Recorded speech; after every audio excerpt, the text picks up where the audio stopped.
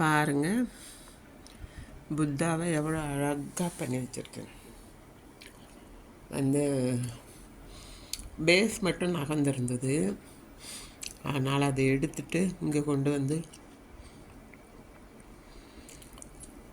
அந்த பாட்டெல்லாம் ரெடி பண்ணல வரலக்ஷ்மிக்கு. அதுக்கு வாங்கின பெயிண்ட் மீதி இருந்தது, கோல்டன், ரெட், எல்லோ 3 காம்பினேஷனில் அழகாக எனக்கு பிடிச்ச மாதிரி துப்பட்டாயில் அவரோட காவியோட தெரிகிற மாதிரி ஃபுல்லு கோல்டனில் இருந்தது.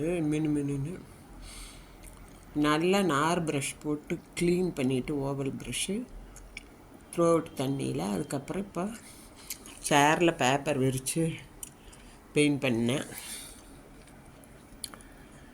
ஒரு 10 நிமிஷம் கூட ஆகலை 3 கலரும் அடிக்கிறதுக்கு. ஃபஸ்ட்டு ஒரு கோட்டிங் கொடுத்துடணும், அப்புறம் நம்ம யோசித்து ட்ரெஸ்ஸுக்கு தனியாக இதுக்கு தனியாக கொடுக்கணும். போன தடவை இதெல்லாம் க்ரீன் கொடுத்துருந்தேன், இந்த தடவை வந்து எல்லோ கொடுத்துருக்கேன். இது வந்து இந்த பேஸோட ஃபஸ்ட்டு வந்துட்டாங்க, கொஞ்சம் கலந்துட்டாங்க. ஆனால் சிலை அப்படியே இருந்தது உடையாமல். அதனால் பிளாஸ்டர் ஆஃப் பாரிஸ் போட்டு மறுபடியும் ஒட்ட வச்சு பண்ணியிருந்தேன்.